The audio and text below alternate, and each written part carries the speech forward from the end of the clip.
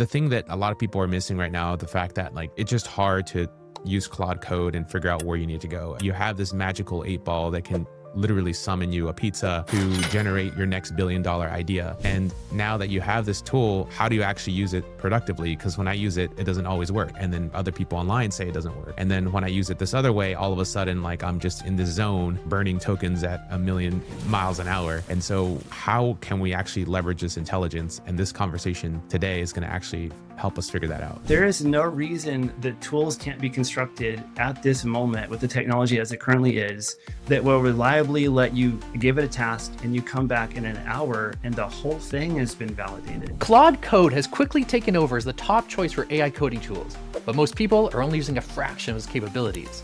This tool is way more powerful than people realize, and even I wasn't aware of some of the incredible functionality that we discussed today. So in episode 52 of Tool Use, brought to you by ToolHive, we have 2 Claude Code experts joining us to tell us how the pros are using it. There are so many great tips in this video. Every Claude Code user will learn something new. We cover how to optimally set up Claude Code, the benefits of different thinking modes, context management techniques, subagents, incredible hooks and slash commands, and a lot more. We're joined by Ray Fernando, a former Apple engineer for 12 years and my favorite AI streamer, teaching the whole world how to use AI. He's always cooking up some great content. And Eric Buess, an avid builder who's deeply curious and an Anthropic superfan. He has tweeted out more high-value insights on Claude Code than anyone else I've seen. If you're not following these 2 guys, you're definitely falling behind. This is a Claude Code masterclass. When you install Claude Code on a new machine, what's the first thing you do? How do you get started? First, I set up an alias for the letter C so that whenever I type C, it opens Claude with dangerously skip permissions flag. So I can very quickly hop around to a new project folder in the terminal, and I can just type C and then it's open and I can start asking questions. I also try to do keyboard replacements. So like, your keyboard text replacement. So I replaced the letter U with ultra think. And I replaced the letter W with what happened, ultra think and make a plan before coding. So I have a set of just principles that speed up the workflow quite a bit. The next thing I do is install Claude Code docs. And so this documentation allows a simple way for Claude Code to understand what its capabilities are. It has a base set of internal, I guess it's not specifically training, but Anthropic provides it with a set of instructions about what it can and can't do. But in order to get more information about the depths of its capabilities, it has to do a web fetch. So if you ask it, can you do this? How do I use slash commands? How do I use agents? Things like that. Then it has to go to Anthropic docs. And even though if you go to the documentation website, you can click on copy markdown, it'll give you the markdown file. For some reason right now, Claude Code doesn't go straight to that file. It goes to the web page, it does a command which converts it to markdown, and it downloads all this stuff, and it takes a little bit of extra processing to do that, but it doesn't seem to have a direct manifest to know where all the other documentations are. So the Claude Code docs, what they do is it's a one-line installer, and you install it, and then it puts the documentations locally, and it's kept up to date. There's a GitHub action that syncs with the Anthropic Claude Code docs every 3 hours. It downloads that. So when you ask a question, there's a hook. And what the hook does is it tells, so you do /docs space, and then you ask your question. That's the slash command. The slash command tells Claude Code where to look for the docs. Instead of going to Anthropic's websites, go to your local path where you've already got the docs installed that are up to date. It also has a hook, and the hook does a git fetch. And if it sees new content from the repository on GitHub, then it will do a git pull, and it does that git pull and finishes it before it sends the request to whatever you ask the docs for, so whatever information you want to know. So basically, it allows Claude to be able to answer any intricate, deep questions you have about the new things that came out. So you can say, what's new? It'll tell you, here's a diff from the last time that documents were updated. For these docs, they were updated and these weren't. And then based on those updates, I can see here's a summary of all the things. It was this many days ago. And you can click on the link to the GitHub and you can see the diff. And you can click on the link to the source and you can see Anthropic's Claude Code doc for that documentation. And then you just talk to it and say, how does slash commands work? How can I use it with hooks? What are the sub agents? How can I take advantage of this tool in my project that I'm working on right now? And what would the trade-offs be, for example? Or what are some unexpected ways that I can connect these together that I might not be thinking of based on this new tool that just came out, this new feature? And so having the docs locally is, I think, the biggest high yield thing that you can do whenever you first get started with Claude Code. It gives you the tool to learn the tool. But I'd like Yeah. some clarity on a couple of things you mentioned. So you said you set the flag dangerously skip permissions, which is probably the most intense sounding flag of any CLI I've come across. Is that YOLO mode, or what does that enable into your workflow? Yeah, so there's a lot of prompting you can do, and there are trade-offs with this flag. That's what I do, and obviously it's not prescriptive for everyone else. It depends on your use case. But if you're like trying to get used to what Claude does, then it's, if you don't turn that flag on, whenever Claude Code first came out, I wrote a wrapper that would, instead of calling Claude directly, it would call this other tool, which would then call Claude Code and then attach to the terminal session and then send commands to it recursively. And so it basically convinced it when it was in a sandbox in running a Docker container that got around. It kind of did the same thing. And then they give us a flag for dangerously skip permissions. And what that does is it makes it where a lot of the things where you ask it to do something, it has to write to a file. Maybe it has access to read a file, but maybe it can't change files in this path or run this tool or whatever. Then it prompts you, are you sure you want to do this? Do you want to do it for this session? Or if you have a sub agent and you want to give it access to do stuff, maybe you have to pass in exactly the tools you want to have that. And so it's a little bit more complexity on you up front.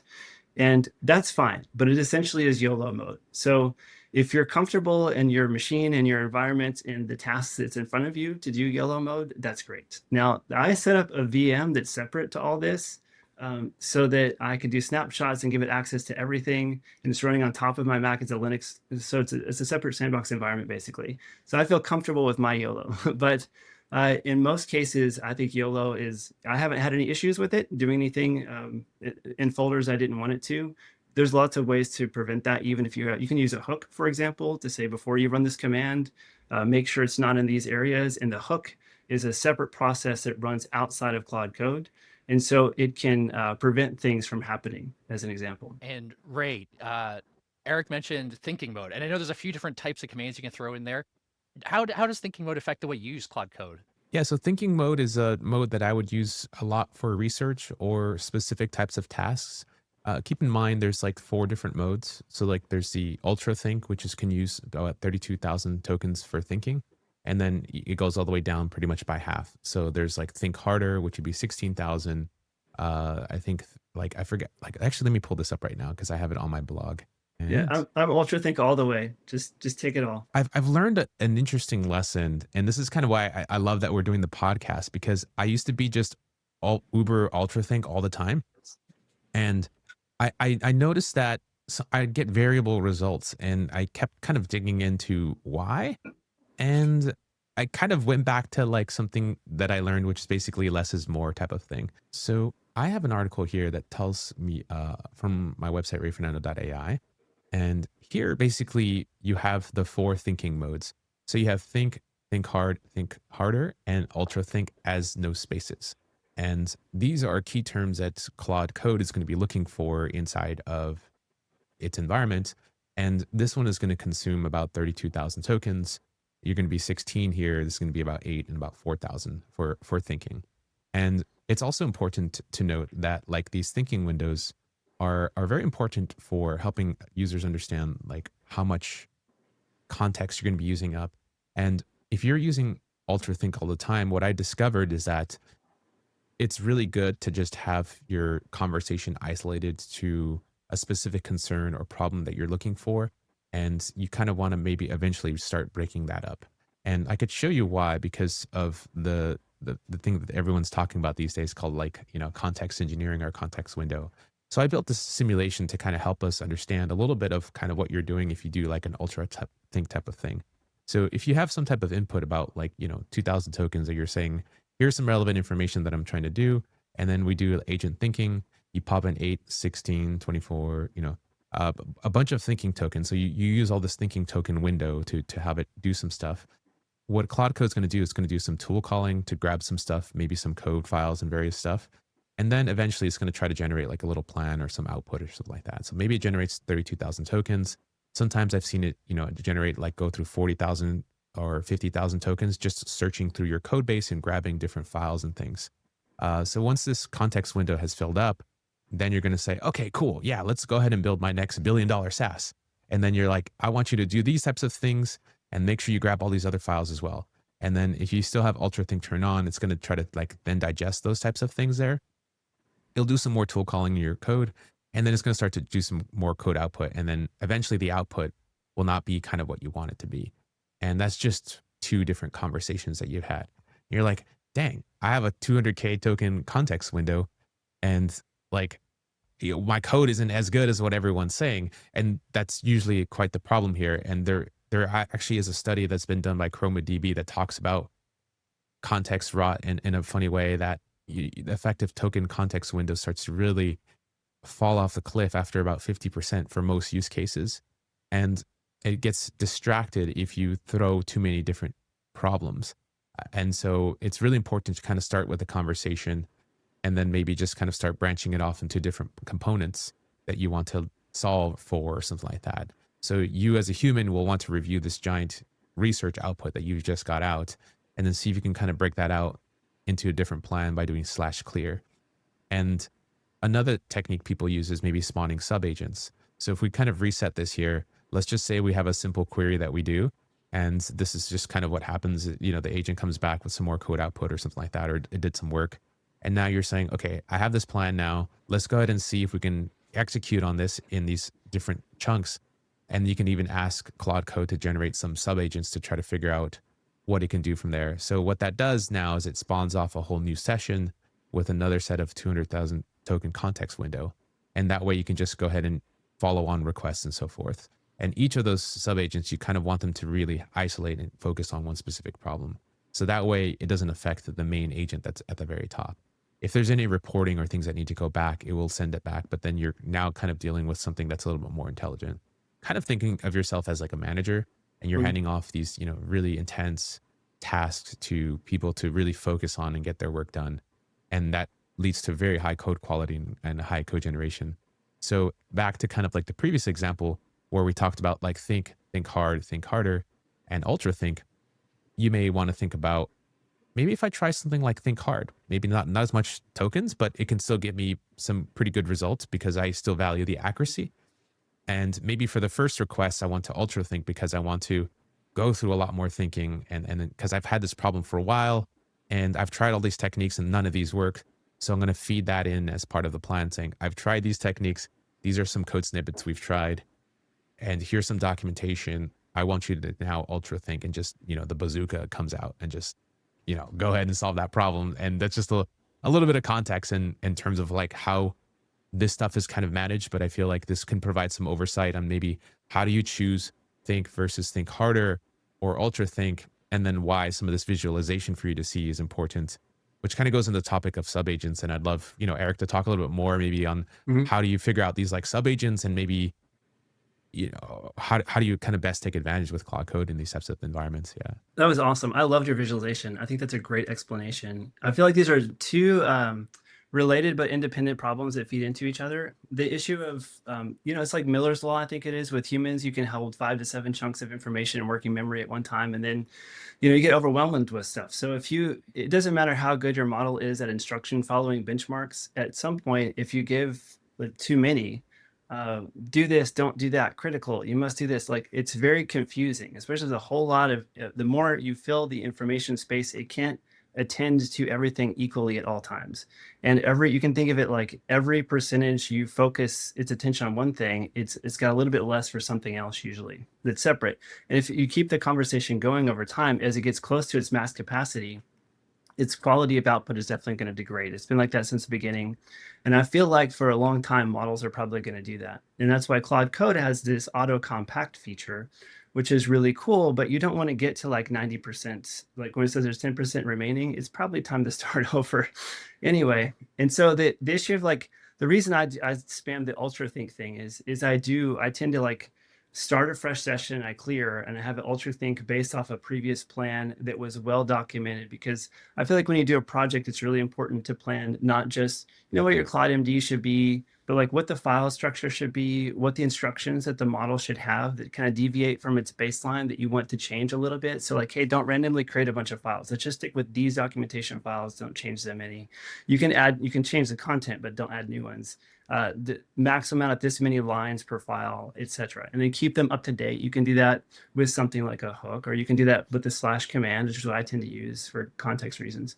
But then at the end, you clear or you compact or whatever before it's too large. And so you can still manage your context without, and have high quality responses. And in that case, UltraThink could be advantageous. I found it to work really great for me, but at the same time, it does take up a lot more tokens, and you just have to watch that more carefully. But if you're on the, like I'm on the max plan, the 20x, it gives you, a lot of tokens to play with in a 5-hour session. And so in that case, if I start running close to it, I have a session tracker tool that will tell me approximately how many hours or minutes I have left in my 5 hours, so that I can know it's going to trigger another one, and it gives me a countdown. I can see it in the menu bar.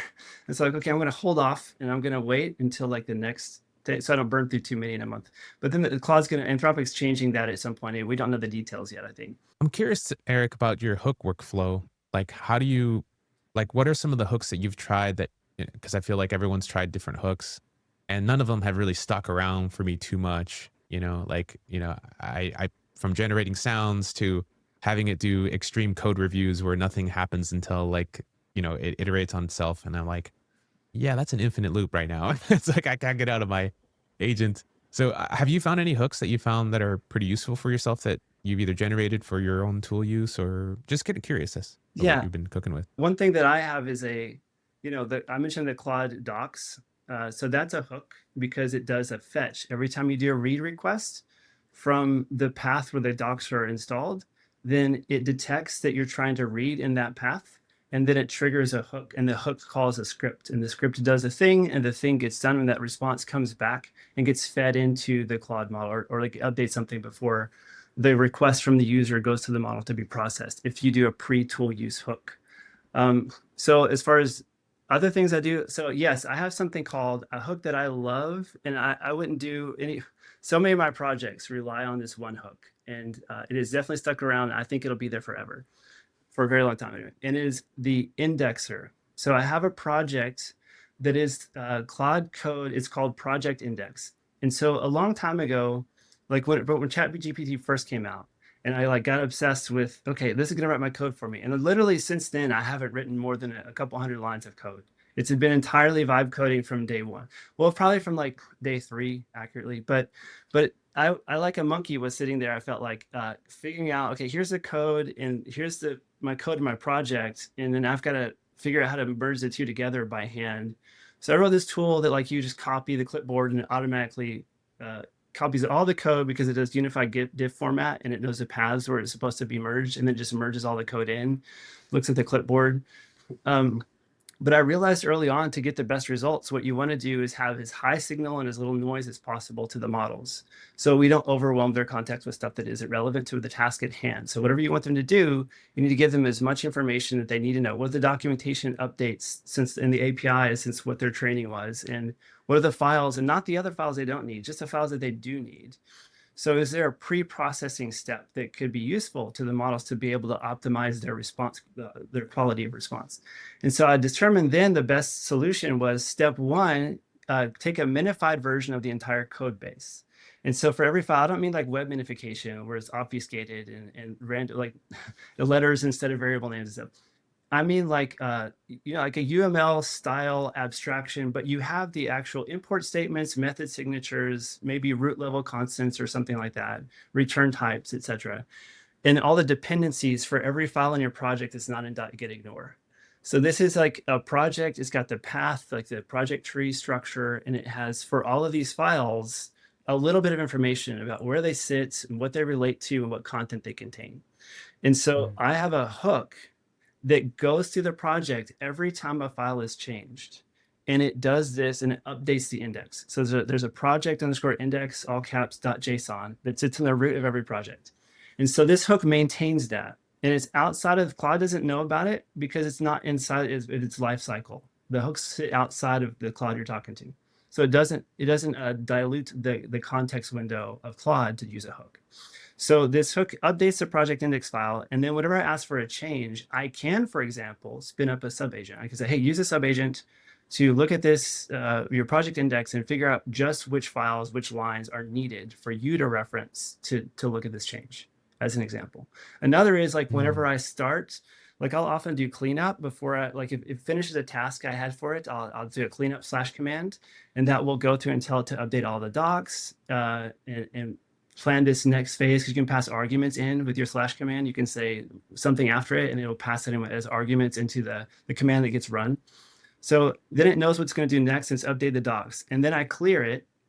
And then once it's cleared, I have a command that's like fresh. And the fresh command tells it to read all the documentation and everything in the project index, to read the whole thing. And then it knows not just what I want it to do next, but all the docs, and not everything in the project. Obviously, it'd be way too much for the context, but it has this minified version, like a simple version of the entire project, what's dependent, what's where. So Claude does a really great job of using the search tool and going and finding things, right? But the bad thing is, you'll get, sometimes it will miss stuff, right? If it's really big, or sometimes the worst case scenario when you're vibe coding is it creates something in one place that it should have refactored in another. Right? That's like what happens. It's what people try to avoid. This isn't working. The project's too big. If it's small, it's simple. Everything fits in context and it just works. If it's big, you have this problem. So to avoid this problem, I have a like bulletproof-ish solution called the project index that works. And that works off of a hook. Wow. So in practice, what's the setup like to get this going? Like, how do I go from, I just installed Claude Code to now? This all starts for me with Claude Code docs locally, and that's a public repository. I can can share it. It's Claude Code docs. It's my repository. It's my project. But the project index I don't have shared at the moment, but I could share it. And it's basically, it'll be like a one-line install, and then you can just run it one time, and then once that project index file exists in the project, it also installs the hooks. And so it'll just see, is there a project index in this folder? If so, then the hook will trigger and it will just create the index of the project for you. So, but if you don't have that, this is just what I built for myself. I'm happy to share it. If you don't have something like that, but you want something like that, you can just say, hey, Claude, it'll do / docs if you have that installed. What do I need to do in order to improve? You gave me this result. I didn't like the result. How can I talk to you better in order to prevent you from giving me this result and giving me one more like that? Reference your documentation to see if there's anything useful that I could use to help, encourage you in the right direction. And just conversations like that, like asking it, this messed up, I want it to not be like that. What would you recommend I change? Ultra think about it, make a plan, and then you reference the docs. And it will tell you all of these really crazy, interesting solutions. Like I've found so many things that I guess aren't really wide, aren't used a lot, like passing context from a subagent, calling a subagent, not just a subagent that's defined early, but like an ephemeral one that gets defined for the task at hand and then gets removed, or getting the context out of a subagent and passing it into a Claude that you can resume, or taking the content from an existing session and moving it to another session through a background. There's just a ton of things that you just talk to the docs and ask it, can I do this? Well, and here's your project folder, Claude. Can you look at that and see what else I can do in addition to your docs? And it will tell you. Claude Code is awesome at being able to allow us to get real world work done. And to do that, you need to share your real data and systems, and that's done through MCP. And that can be a little bit scary. So that's why I've been using Toolhive. Toolhive makes it simple and secure to use MCP. It includes a registry of trusted MCP servers. It lets me containerize any other server with one single command. I can install it in a client in seconds, and secret protection and network isolation are built in. You can try Toolhive too. I highly recommend you check it out. It's free and open source, and you can learn more at toolhive.dev. Now back to the conversation with Ray and Eric. For hooks, just for the mental model, is it something you should think of as an automated / command, or how do you differentiate what functionality should be a hook versus what you can put as a / command? This is what I do. I am pretty rigorous about trying to maintain the context, like knowing what's in the context. And you can think of it like, and ever since the beginning, this is like clearly the models are trained, they reinforcement learning, they have a knowledge cutoff, they're put into use, they do inference. At that point, what they know is is a combination of like the hyperparameters, like what's their temperature, their topic, all these things that are like tell how much compute to use, right? But then they have a system prompt that's usually not controlled by you unless you use subagents. And subagents are different than the regular, hey, Claude, create a subagent. If you have a defined subagent, you can tell it the system prompt to use. So it has a higher priority. But there are trade-offs to all this stuff, because it's like you're receiving an email and someone's telling you, hey, what really matters is the second paragraph. But the second paragraph here is the analogy of the prompt. Some people are focusing on like the prompt is what matters. It does matter, but everything in that email matters to you. Like it comes from your boss. That's like the system instructions. Hey, here's an email. I want you to really focus on this to the customer. Or like the external domain, notice that you can't forward it along or whatever, that kind of thing. Those are information that maybe you didn't control. Maybe it's a system message or something like that. But that's all part of what you're trying to figure out as a user, or in this case, like what the agent knows is everything. And some of it you know, some of it you don't. But of the part you can control, it's really important to make sure that there's not extra stuff in there to confuse the model. So I try to remove other, like if you put a bunch of MCP servers and a bunch of sub agents, well, Claude, if you ask Claude, what do you know right now? Like you just start a new Claude project and you new session, you say, what do you know? It knows about its project directory. It knows a little bit of metadata about the project. It knows a Claude MD from the root of the project, of the user root, and from the project root. And it knows about its hooks, like a brief little list. Sorry, not hooks. It does not know about its hooks. It knows about its slash commands, a brief little one-line description or something. And it knows a whole lot about its subagents. And I don't like that, because I don't want every command that I send for it to read a whole bunch of information that it may not be relevant for the task at hand. And it has to decide between, should I call this subagent? Should I not call this subagent? So I don't use them unless it's like something where it's very consistent for this type of project. It's going to need that. And it's usually at the project level. But for hooks, it doesn't know anything. It doesn't dilute the context at all. So hooks exist outside of the life cycle of, so there's a software development life cycle, like a runtime. And then it's like before the hook is, before you submit a request, and there's all these stages to process that request. And there's certain points where there's a check to see if there's a hook there, and there's if there is, and it runs the code. But Claude itself, the context you're talking to, doesn't know about it, which means that it's not messing with the context any. When you would go to a slash command versus a hook, like I understand about polluting the context, but let's just say for general functionality, like your docs, slash docs, why would that benefit from a slash command versus a hook? I created this before hooks were out. It's possible that if I did docs as a slash command, the thing is, Claude really is instructed, I guess, in the system prompt, Claude Code, to look in their website for their documentation. So I tried to put the instructions in claude.md and it would just ignore them. It would like inconsistently follow them anyway. But when I did it as a slash command, then the slash command could instruct Claude at the level directly like the user is doing. It seemed to have a higher priority than the Claude MD being read in, or the project level. The project level is higher priority, it seems, than the root level, for user level for some reason. But then your direct commands are higher level than all of them still. And it might just be a recency thing, like where it falls in the whatever. But for whatever reason, when I did a slash command, it consistently followed them, because I could say, look in this local repository for the docs. Now, if I do a hook, it has to be, it does a fetch, right? So it's got a hook in there for the docs, for example, and it will do the fetch. And if it'll do a pull if there's more information. But I think I tried that and I ran into some kind of issue, because remember, that's running outside of your Claude context. You can inject stuff from the hook, I think, into the Claude. Well, you definitely can, but I just don't know if it's supported. There's lots of things you can do that I'm not sure how.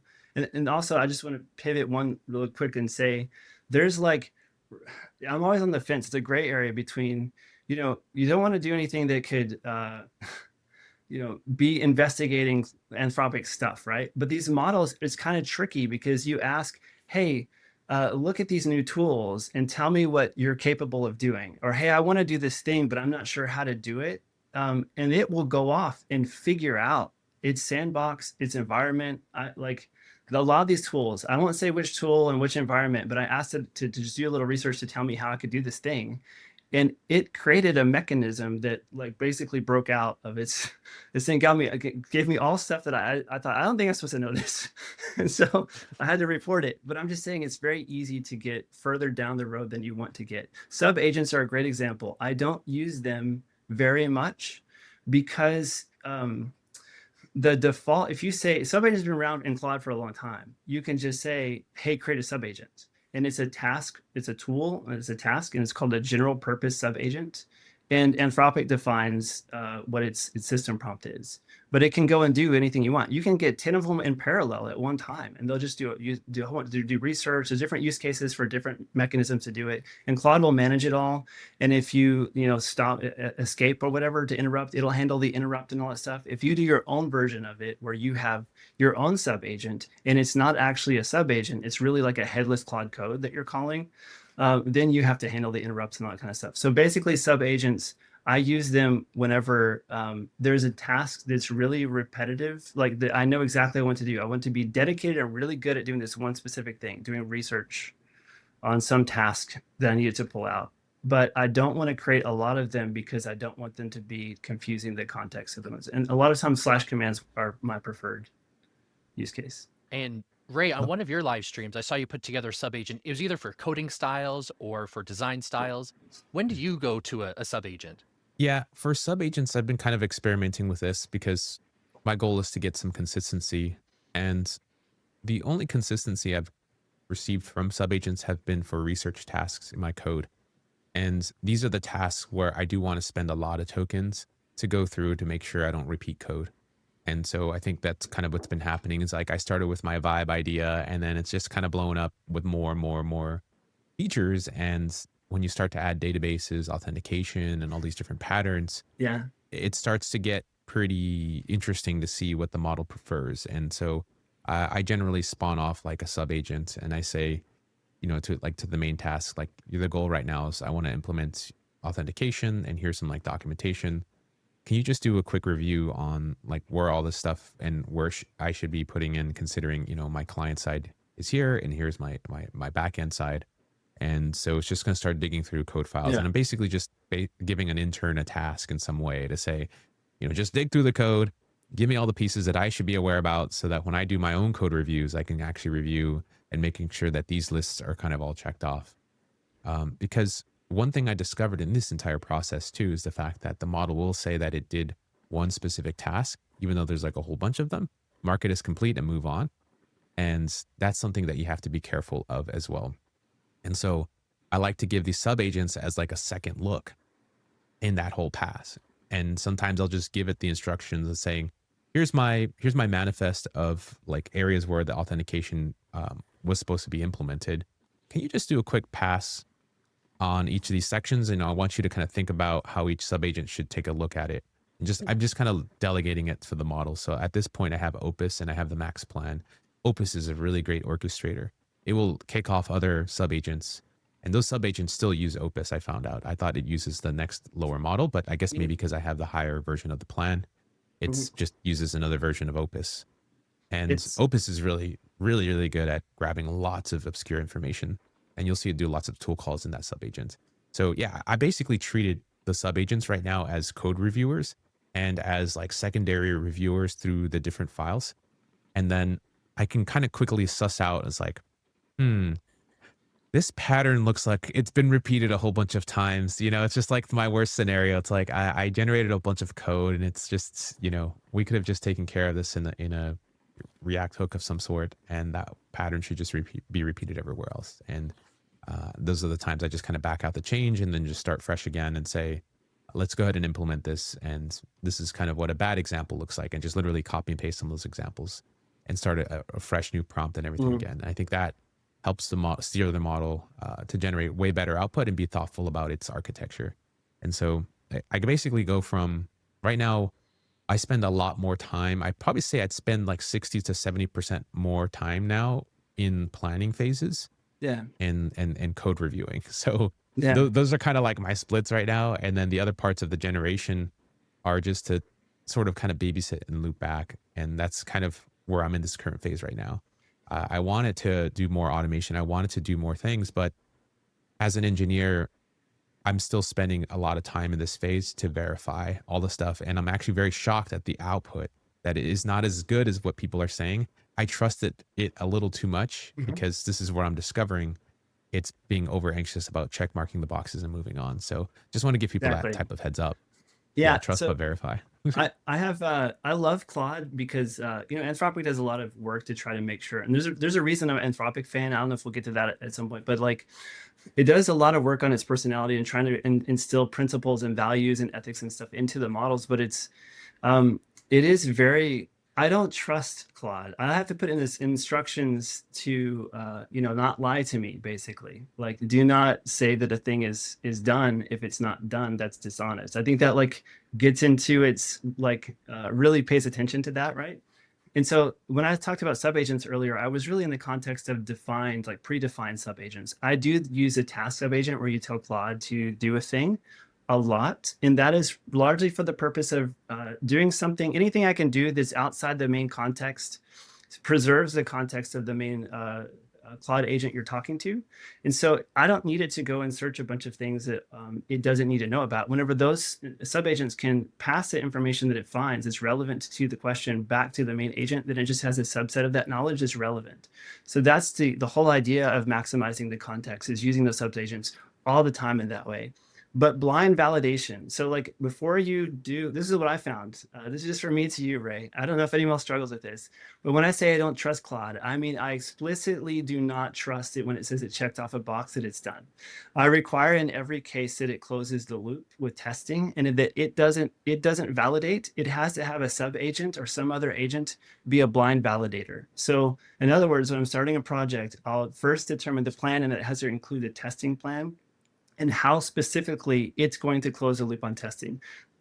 Whether it's going to use an MCP server, some other tool it's going to build, something gets online, something like Puppeteer, if it's or if it's a Python script, like taking screenshots of the GUI and saving them, but it can't be the agent. The one I'm talking to that's building cannot be the agent to verify that the checklist that the main agent made it at first, or whatever was designing the plan for testing.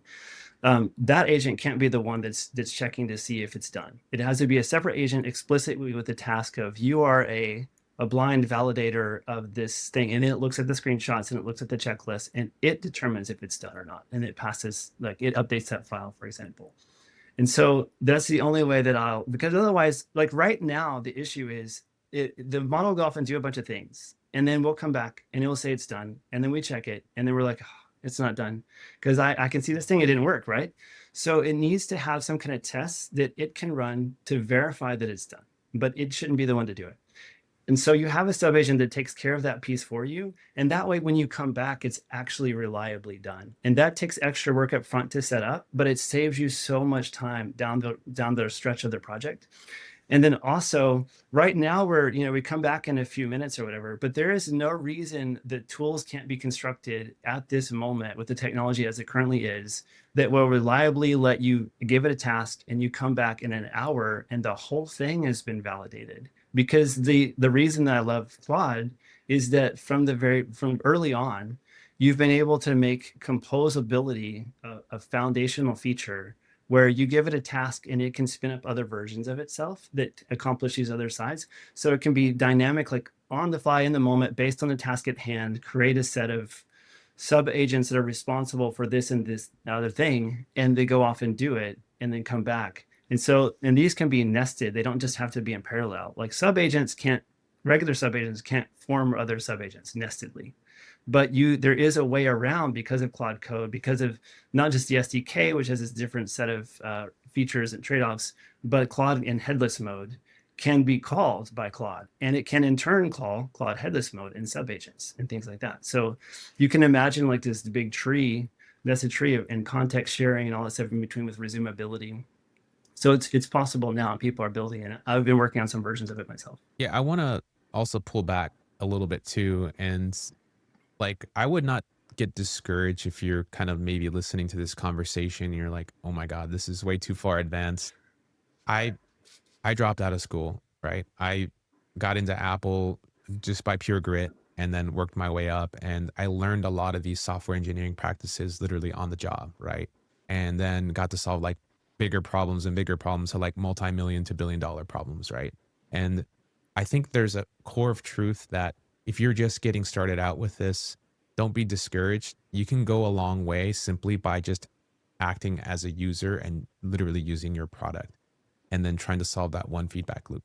And that's going to just, that's like the 80-20 of everything. I feel is that like, okay, how do I not do this again? Or how do I set up a system to help me verify it?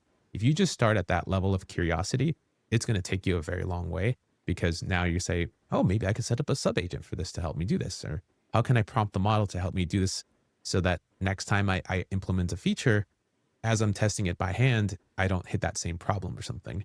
And then you'll start to kind of discover some of these workflows. So I want to encourage people that you can see why so many developers are extremely excited right now is because the capability is like literally just almost infinite. It does get infinite. And it goes not only infinite in like one direction, it's in many directions. And that's how big of this, glacier ice pool, or like this giant piece of mass that is this AI system, and how different people with all these different perspectives are talking about it. So I wouldn't be discouraged if you're listening to this and you maybe not know what half of the things are, but some of the basic tooling to just get started. It's like, find one thing that you're doing. If it's being repeated a lot, can you think about a system that you can repeat over and over again to make it more reliable for the next time to help you solve that problem? And that will like kind of help you in your learning journey. And I think the other important thing for me has been just asking Claude Code itself to help me with that. Like, what does that look like? Because I don't know, like I didn't know how to implement a good sub agent or something like that. And they've luckily have implemented this type of thing. If you do /agent, you can actually just have a natural conversation about what you want to do. And then it generates the system prompt for you. So you don't have to be a prompt engineer. You don't have to give it good and bad examples. You don't have to do all these different techniques. Those are like more advanced, I'd say. But that already gets you a pretty long ways just in using that type of system in there. And so, I mean, my only advice is like, always keep it simple. And sometimes the simpler, the better. So if you feel like you're kind of going off the deep end, it's okay to kind of clear everything out and start fresh again. It can help you learn things. The models are constantly evolving. We're constantly evolving in our knowledge. We're learning more. We're demanding more from our AI now that we understand what this real thing is, right? So just kind of my overall lesson is like, don't be discouraged. This is a really great time to be alive, and ask us more questions and reach out wherever you want to reach out at and so forth. Get a hold of us. Yeah. Yeah, absolutely agree. I've been seeing more and more people trending around, oh, use TDD to operate your Claude. And you don't need to know what test-driven development is. You just have to think of the principle, write a test, make sure it passes the test. Eric, would you say there's any other guidelines, principles for people to just do this exploration, this play, this discoverability of the capabilities, or any advice on just, getting started and getting that comfort level of just, experimenting with the tool? I mean, I really feel like, obviously the adage of just use it. So I feel like everything that doesn't go right is an opportunity to figure out how can I talk to it better. And this has been sort of like from the beginning. If you just think about like what we're leveraging here by being a person who's using a tool like this, you're really setting yourself apart because this is the flywheel, right? If you're like every moment you spend getting through, like grinding on what is the difficult thing that most people stumble with, what failed here, and then learning how do I overcome that by using the tool to help learn about it, and then continuing just that process, then you develop your own system, and it changes from project to project and project size and style to project size and style. And then you kind of get a feeling for it. Like what I'm doing is not anything special or different than what anyone is able to do. It's just, I've spent time with the tool and asking it a lot of questions whenever something didn't work right. And so based on that, I found, okay, well, I don't want to, like, there's friction between, I've got a chat conversation, and it's like this, you get a long email thread from someone. We'll go back to that analogy. I'm just top of my head. I don't know if it works, but then like there's 16 messages, but it's fresh every time. You've never seen it before. And you've got to read through all this stuff to figure out where you were. If you have to clear that email thread and start afresh, well, there's stuff that you would want to carry over, not all of it, but some small subset of it that's really relevant. And that's the process of finding a system to preserve the right context as you clear your previous session, right? It will handle auto compact for you, all of these tools, all of these like cursor and windsurf and different models and wrappers for these models. Try to solve that problem as easily as possible, but there's always still some friction there. Like, which context matters for the next session, and how do you make sure you get it over? And I think the persistence of the file mechanism, just writing, having it like update the documentation, write the next steps to the file that will be read in, and then as soon as you click clear, you run the thing that causes it to read that documentation to know where to go. I think that system is, is very, very valuable. I think this is a good primer for people to get started with Claude Code and ask more questions and get a little bit more perspective on some of our use cases. I feel like this is just scratching the surface for understanding where things can go. And I would encourage people, like Eric is saying, just be curious, start playing. Maybe it's chunked down to like maybe one problem that you're trying to solve, that you see that little bar there, start asking it the questions, trying to see if it can actually kind of work you through a workflow.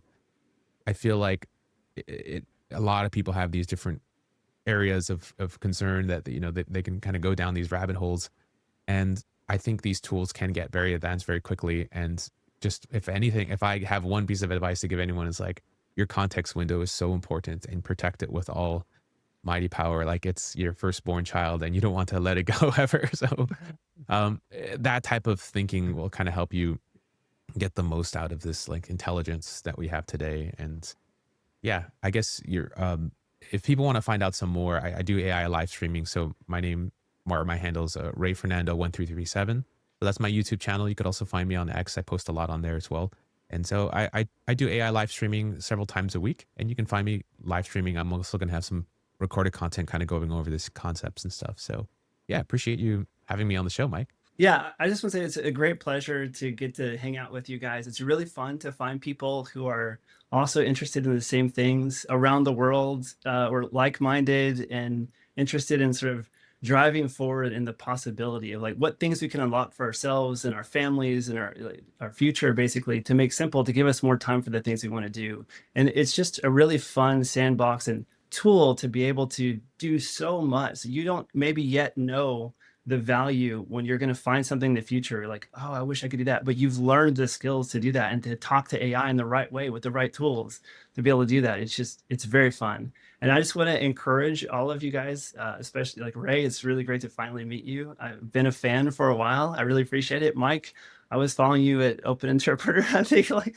it's been a journey, and I don't know what's going to go, but I know that the future is bright. And I really appreciate the ability to be able to get on and talk and share some of this stuff. I've been kind of hidden, doing my thing, talking to people one-on-one in the background, involved in some interesting stuff. So, but anyone who's doing this, I think you're spending your time very wisely, because this is a good use, and the payoff is going to be really good long-term. Thank you for tuning into this conversation on Claude Code with Ray Fernando and Eric Buess. I had a great time talking to them. Both guys are two phenomenal people who I really enjoy hanging out with. We hope that you gained value out of this, because I know I did. I learned stuff from these two just in this conversation, but there's so much more we want to cover. We were limited by time, and we could have kept going for hours. So there will be a part 2, maybe here, maybe it'll be on one of Ray's live streams, or maybe on Eric's Twitter. So keep tuned for that. Please follow both of them. They're phenomenal people.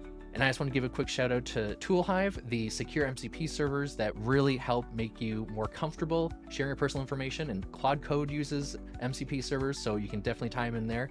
If you have any other questions, you know where to find us. Thank you for joining, and we'll see you next week.